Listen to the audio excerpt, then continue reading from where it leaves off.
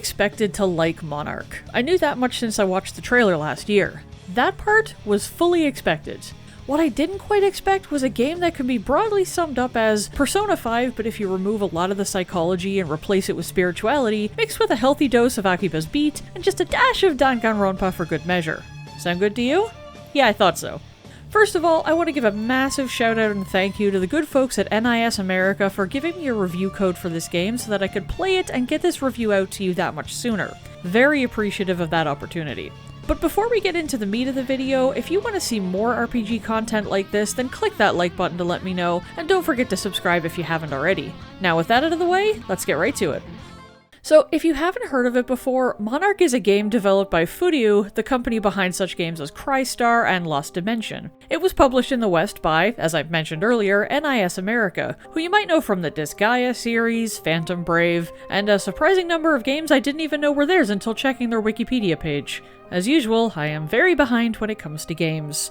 Anyway, Monark is their latest game to hit store shelves over here, with a release date of February 22nd, 2022, so many twos, though it's been out in Japan since mid-October of last year. And while I know it's still early in the year, I have to say, from how much I enjoyed playing Monark, this game is already looking like a strong contender for one of my favorite games of 2022. Check back with me at the end of the year to see if I've changed my mind on that. I want to say right now that while I will do my best to avoid major story spoilers, this is a very new game, and everyone's definition of what constitutes a spoiler is different. I'll do my best not to go into too much detail about story spoilers, but I do use footage that shows stuff from later sections of the game, so if you want to go into this completely fresh and without any preconceptions, well, why are you watching a review video anyway? But yeah, there may be a few spoilers, so watch at your own risk, I guess. But for those who want spoilers, you can bet your butt I'll be doing a deep dive into the story of this game at a later date, because there is a fantastic story in Monark, and I want to be able to share it with others. Anyway, so Monark starts out with the protagonist waking up in some weird hellish dimension space where he's promptly attacked by terrifying skeleton creatures and, dies. Oh, that was a quick game over.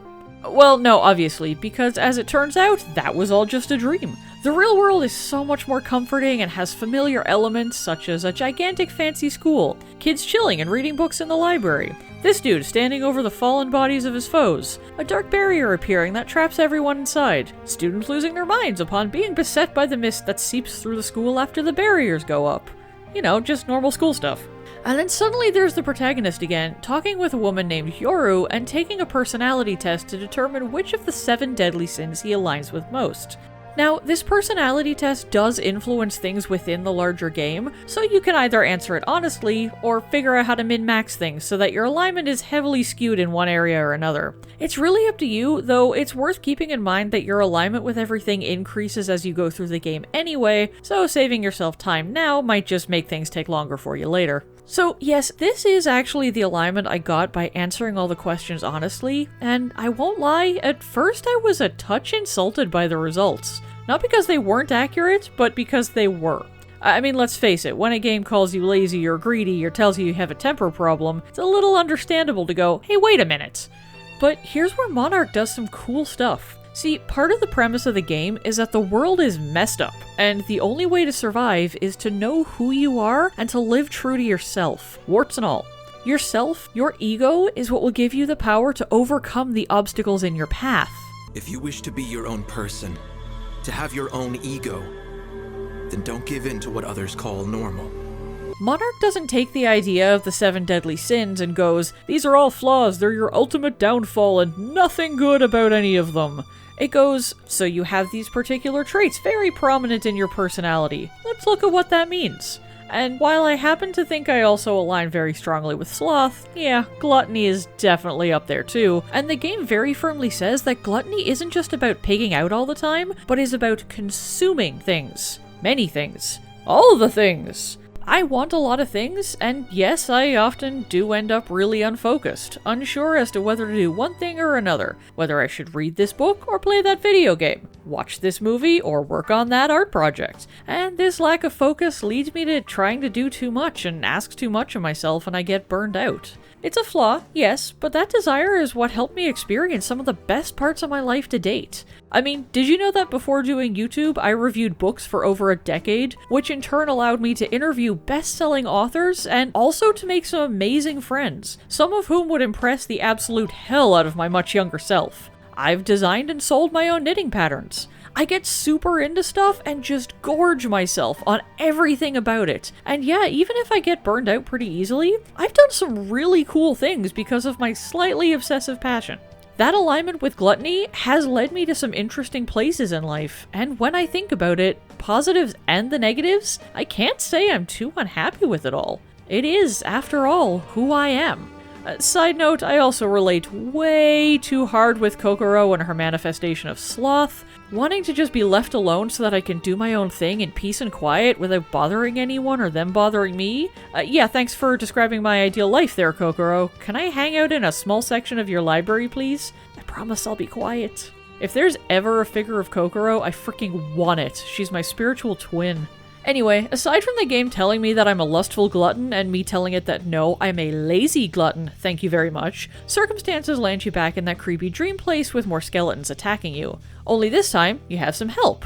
Okay, the best way to describe this guy is by calling him the creepiest stuffed rabbit toy you will ever see. I mean, just look at that mouth. Ugh.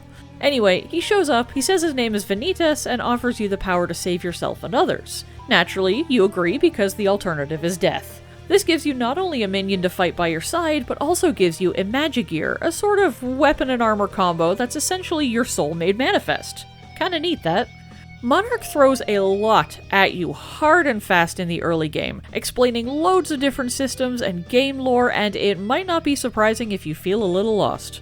All of this stuff is present in the game's demo, and when I played that first, I was left reeling by the sheer amount of info thrown at me. Like, Venetus is a monarch, which is the highest order of demons, and they all represent the 7 deadly sins, except Venetus is an outlier and doesn't align that way. Having made an arrangement with him for power, you are now a pact bearer, which is what lets you summon your skeletal minion in battle, and also gives you an authority, which is power related specifically to the monarch you made that pact with. Yours is resonance.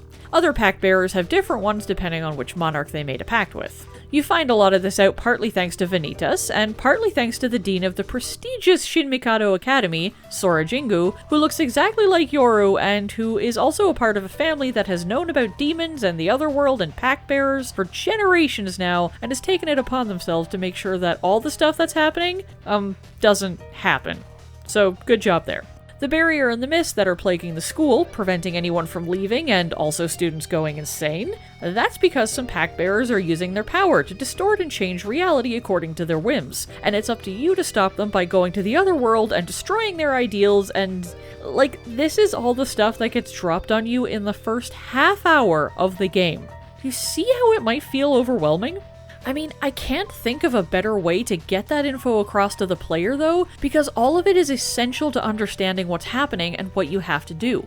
None of that stuff could be left out without it making the game feel like you're doing things just because someone said you had to, without explanation. It might be a little bit of an info dump, but it gives you a reason to do what you're doing, to defeat the other pact bearers so that your fellow students can be saved from insanity and eventually be able to leave the school where they're trapped. It also explains what you do in order to achieve that goal. If it sounds like the pact bearers are corrupt or evil, well, just remember that you're a pact bearer too. And so are some of the other characters that you team up with as the game goes on. Monark is pretty clear in establishing that the power itself isn't what causes the problem, it's how you use it. The conundrum comes in when you know that pact bearers existing at all is what's contributing to the distortion of reality around the school, and that they have to be defeated in order to restore normalcy. So you're confronted with the dilemma of whether or not you're going to have to take down your companions in the end. Destroying a pact bearer's ideals, the otherworldly crystals that symbolize the reasons and motivations behind why they do what they do, end up destroying a pact bearer's sense of self. Which is another cool way that Monark blends psychology with spirituality. Think about it. Ideals are, well, ideals. If someone came along and reached into the ether and shattered the very reasons that you do what you do, that make up a key aspect of your personality, you'd be pretty devastated too. Your sense of self, of who you are, wouldn't be stable anymore. Who are you when everything held true gets destroyed? This ties nicely back into the game saying that you have to have a strong ego to survive. Know who you are, know it, accept it, and it gives you power. Be strong in your own self, and you can potentially withstand that sort of change. I know it sounds kind of like I'm just waffling on about the implications of game lore here, rather than reviewing the game as its own entity, but to be completely honest, the lore and implications are why I quickly grew to love Monark. It isn't just a case of might makes right, though yeah, you do have to get powerful enough to defeat your enemies. But the game sends an impressively powerful message about self-acceptance and the strength that can bring. When you accept yourself, when you learn to work with who you are instead of against it, that gives you an edge over people who are still struggling to hide parts of themselves. Hiding who you are takes away from the strength that is you. And considering I've spent much of my life doing exactly that, hiding who I really am, trying to make ideal personas of myself so that I come across more appealingly to others, fighting daily just to deal with me, yeah, this is a message I freaking needed. The entire game is showing me that there's power, there's awesomeness in me being who I am. And so long as I don't go overboard and try to reshape the world around me to better fit my own ideals without respecting the ideals of others, then I'm strong by virtue of being secure in who I am. And the way that message impacted me is a big part of my experience with the game, which is why I'm including it in this review. I could just stick to the pure mechanics of the game and talk about that stuff, and I will in just a moment, but a person's own experiences and opinions have worth in reviews. Maybe there's someone watching this video who sees how much Monark affected me and is going, damn, maybe I ought to get this game, because that's the kind of message I need reinforced in my own life. Okay, anyway, back to more of the actual gameplay elements. First thing I want to talk about here are the dungeons. Shin Mikado Academy has multiple buildings to explore, and each floor of each building acts like a short dungeon. The floors are filled with mist, as well as trapped students who have lost their minds to the madness that the mist brings on. The madness affects you too, and the longer you spend in the mist, the more your madness gauge increases. Reach 100% and you're sent back to the infirmary and have to start making your way through the floor all over again. Your goal is to find the stack of phones which will let you intercept a signal from the other world, allowing you to reach where the Pact Bearer's ideal is waiting to be destroyed. I know, seems kinda silly when I say that here, but trust me, it does make sense in the game. Phones play a weirdly big part in reaching the other world. Like many things in Monark, phone calls can be beneficial or extremely harmful. As you traverse the mist, sometimes death calls will ring on your phone. Answer the call, and you'll be transported to the other world where extremely powerful enemies wait to smack you down. Answer if you dare. But you can't just not answer, because students lost in the mist will become enraged if you get too close to them and a death call comes in, and if they reach you, your madness gauge shoots up to max and it's back to the infirmary for you. Never fret though, there is a way to avoid these. See, Venetus will give you a phone number to call on each floor, and doing so will take you to a place of the other world with way more easy to handle enemies than a death call would. Shatter the crystal there, and the death calls will stop on that floor. You still have to watch your madness gauge, but at least you won't have to worry about being super careful or having to face enemies that will kill you flatter than dead before you can even blink. Plus, you can run those battles over and over again later on if you want to level grind or get better equipment for your sinful minions. Very handy that. So, the fun part about Monarch's dungeons is that they're not just hallways to run through where you get into random battles until you reach the final boss. They're puzzle dungeons. There's a trick to getting through them that you have to piece together by talking to some students and reading notes that have been left in various places around the school. One of the early dungeons, for instance, requires you to get something from a locked box, and you don't know the combination. Looking around gives you clues as to who set the combo, so you have to find that student, find out how she set the combination, and then check information in that student's profile, which you collect as you talk to more and more students and teachers in the game. It's a really cool way to keep you engaged with your surroundings, paying attention and putting together all the clues that you need to progress. Now, I will grant you that not all of the puzzles were easy to solve. Some of them were kind of obtuse, and I struggled with a few of them in particular. That's not to say the developer should have made everything obvious and easy, but what's obvious to some isn't always obvious to others, and considering I've seen a few other reviews that have talked about having problems in putting the necessary pieces together, yeah, I'm gonna say that some aspect of this wasn't always fun. Most of the time, yes, but not always. So when you reach the end of that mist-filled dungeon floor, you make the right phone call and step into the other world, and it's time to do battle. Now, I've shown some footage of the game's battles already, so you may have picked up on this, but Monarch's battles are very similar to a lot of tactical RPGs, only without the common grid movement system that many seem to employ. You have a range of movement, back attacks do more damage and can't be countered, different weapons have different attack ranges, the whole shebang, only without a grid. It's interesting, and the freer movement style reminds me of an action RPG, but turn-based, if that makes any sense. It seems to combine the best of both worlds, and while I know this style has been used in other games in the past, this is the first time I've encountered it. It's a lot of fun, and yet another example of Monarch catching me off guard with the way it does familiar things but in a slightly different way, making it stand out from the crowd. As I mentioned before, the plot-related battles usually involve shattering a pack-bearer's ideal so that their influence on the world lessens. And at the end, it's time to fight that pack-bearer and the monarch they made a deal with, along with some awesome thematic J-pop boss fight song. Those fights can be tough, and I do recommend doing a little bit of grinding before taking on that final boss though. They're not pushovers and they can hit hard. Not impossibly hard, but hard enough that if you're like me, you'll want a few extra levels on you so you can be sure you're able to take that extra hit. Now, how do you grind in Monarch, especially when there's only really one story-related battle per dungeon floor, plus the extra one to get rid of death calls if you want to do that? Dialing those numbers again and running the same battles over and over. You don't gain experience per se, but doing better in battles gives you more spirit points, which you use to unlock abilities in each character's skill tree. Each unlock or boost gives you an extra level with a corresponding increase to your stats. Spirit points are also used to buy items from Venetus, so if you know you're going to need some extra healing in battles ahead, keep back a couple to spend with the creepy stuffed bunny. And before you ask, yes, you can dial random numbers on your phone to see if they lead to anything. Just know that you might encounter something way beyond you in terms of difficulty, so save before experimenting. Battles also give you plenty of equipment for your demon friends, and props to the game for actually having the equipped armor, known as vessels, actually change the appearance of the demons. It's really cool, and when combined with the ability to customize their appearance in other ways, like changing their height or their hairstyle, because it's canon that demons try to mimic humans, so yes, there is a reason you can change the face and voice of your battle minions, you can end up with some really cool overall aesthetics. Some vessels also give bonus skills to your demons, which is nice if you're looking to make better use of a particular skill in battle. And anything you don't use can be dismantled by Venetus in exchange for spirit points, so nothing really goes to waste. Everything's useful even if you don't want to equip it.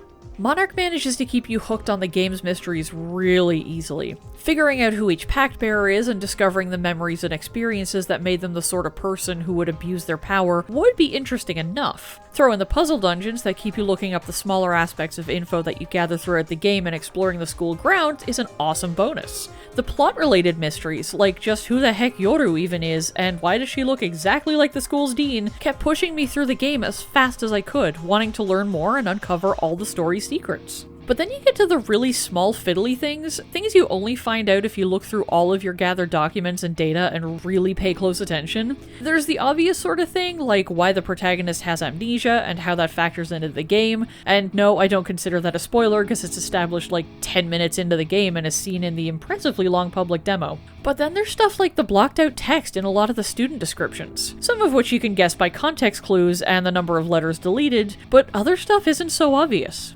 Everyone's got their own secrets, I guess. But this one, Rinko Inze, look at this profile. There is no info about her at all on here, just squares and lines. And her student ID number? Completely different format than every other single student ID in the game. Who is she? What is she doing here? Why is she so different?